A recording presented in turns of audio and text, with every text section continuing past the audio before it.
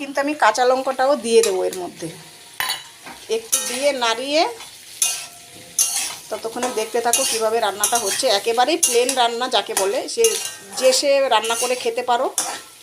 জানি না, হয়তো অনেকে এইভাবেই রান্না করেই খাও বা অনেক রকমভাবেও করে খেতে পারো, সেটা আমার জানা নেই। তো আমি আমার মতো করে তোমাদেরকে দেখাচ্ছি। তো দেখেছো আলুটা কিন্তু অনেকটাই ভাজা হয়ে গিয়েছে। তো এখন কিন্তু আমি দিয়ে দেবো এই পোস্তটা। এর মধ্যে সব মেশানো আছে, তোমরা দেখতে পেয়েছো, কাঁচা লঙ্কা, পোস্ত আর একটু নামমাত্র হলুদ, যেই কারণে হলুদ ছাড়া নাকি খেতে নেই। আমি সবার মুখেই শুনেছি কথাটা। তো আমরা জানি কিন্তু পোস্ত মানেই সাদা হবে।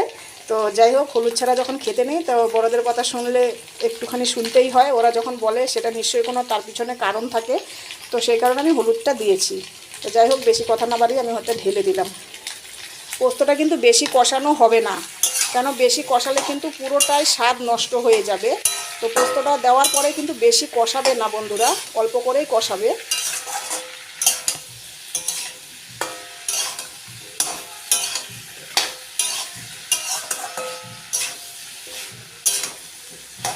দেখতেই পাচ্ছ কালারফুল কিন্তু হয়নি, কেন আমি নামমাত্রই হলুদ দিয়েছিলাম।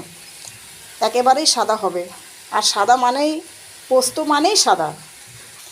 আর একটা কথা, আমি কিন্তু এই যে পোস্তর বাটিটা ধুয়ে একটু জল দিয়ে দিলাম, তাহলে কি বলো তো কষাতে ভালো হবে। না হলে পরে জলটা না দিলে নিচে লেগে যেতে পারে, তাতে মানে স্বাদটা নষ্ট হয়ে যাবে, লেগে গেলে খাওয়া যাবে না রেসিপিটা। তো যে কারণে আমি একটু জল দিয়ে কষাচ্ছি, বাটিটা ধুয়ে দিয়ে দিলাম। ততক্ষণে তোমরা ভিডিওটা কিন্তু অবশ্যই দেখো।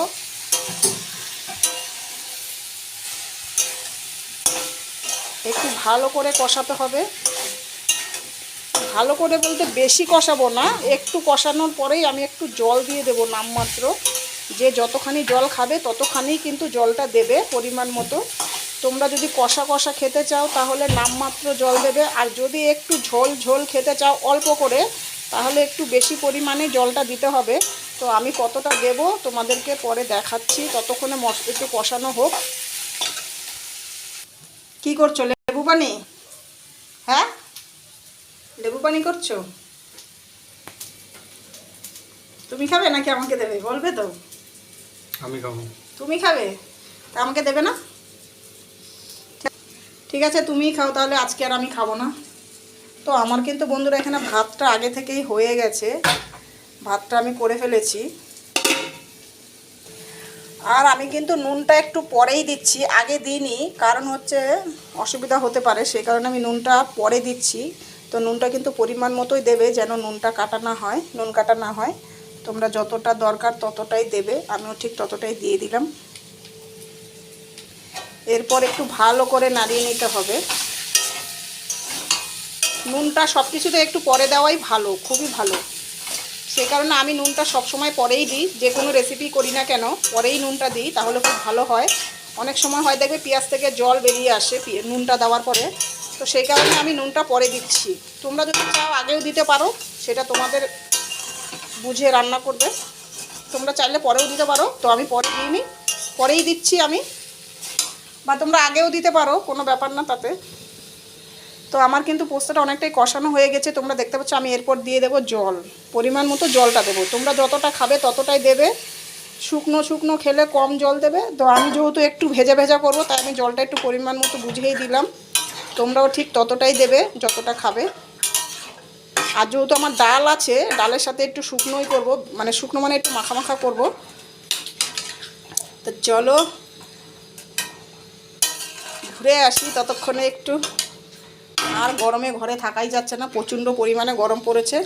আর তোমরা বন্ধুরা কেমন আছো গরমে, অবশ্যই তোমরা কমেন্ট করে বলো। আর আজকে দ্বিতীয় দিন ষষ্ঠীর, তোমরা কে কী খাচ্ছ অবশ্যই একটু শেয়ার করো। আমার রান্নাটা তো তোমাদের শেয়ার করে দিলাম, তোমরা দেখে নিলে। আজকে একেবারেই সাদা সিপটা খাবার, মানে একদম প্লেন ডাল আর আলু পোস্ত। যেহেতু কালকে আমার অনেকটাই রিচ খাওয়া হয়ে গিয়েছিল, তো আজকে আমার মেয়েও যেহেতু নেই বাড়িতে, মেয়ে থাকলে হয়তো অন্য কিছু হতো। তো আজকে যেহেতু আমি আর আমার বর আছি, সেই কারণে আজকে একদমই প্লেন খাবার খাচ্ছি। ডালটা আমি আগে থেকেই রেডি করে রেখে দিয়েছিলাম, ডালটা আমি তোমাদের সাথে শেয়ার করিনি, কারণ ভিডিওটা অনেক বড় হয়ে যাবে। তো চলো ততক্ষণে আমরা ঘুরে আসি, একটু ঢাকা দিতে হবে, ঢাকা দিলে রান্নাটা তাড়াতাড়ি হয়ে যাবে। তো আমার কিন্তু কষাতে কষাতে আলুটা প্রায় সিদ্ধই হয়ে গেছে। একটু জল দিয়েছি, যেহেতু ভালো করে না ফুটলে খাওয়া যাবে না, সেই কারণে একটু ঢেকে দিচ্ছি, তাড়াতাড়ি ফুটে যাবে। তো চলো ততক্ষণে ভিডিওটা দেখতে থাকো।